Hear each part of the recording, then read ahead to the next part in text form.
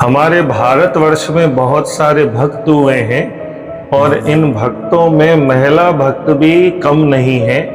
भक्त जनाबाई, भक्त कबीरदास जी जनाबाई की महिमा सुनकर पंढरपुर में उनके दर्शन के लिए निकले और वहां जब पहुंचे तो उन्होंने बड़ा सुंदर दृश्य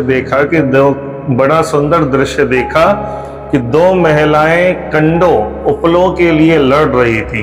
तो भक्त राज कबीरदास जी ने देखा, कहा भाई आप क्यों लड़ रहे हो और जनाबाई का घर कहाँ पर है? तो एक ने कहा यही जनाबाई है और जो लड़ रही है। तो भक्त कबीरदास जी ने कहा कि भाई हम तो दर्शन करने आए थे और आप लड़ रहे हैं।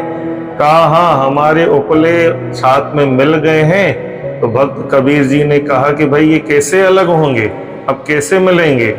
तो जनाबाई ने कहा जिस उपले कंडे में विट्ठल विट्ठल की आवाज आ रही हो वही कंडा उपला मेरा है। भक्त कबीरदास जी को विश्वास नहीं हुआ, पर जब कान से वो कंडा लगाया तो उस कंडे उपले में से भी विट्ठल विट्ठल की आवाज आ रही थी। पूरे 30 कंडे जनाबाई के निकले।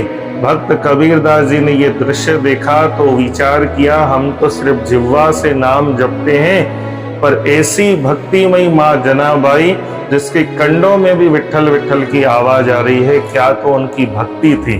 तो भक्त कबीरदास जी जनाबाई के चरणों में गिर पड़े और उनसे क्षमा मांगी कि मैं तो ये कौतुक देखकर देखने लगा था कि कैसी ये भक्तिमयी माता है, पर माँ तुम्हें प्रणाम है, तुम्हारी भक्ति को प्रणाम है।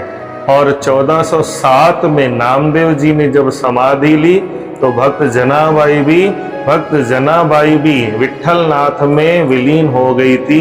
ऐसे भक्तों की कहानी से हम प्रेरणा लें और अपने जीवन को आनंदित करें।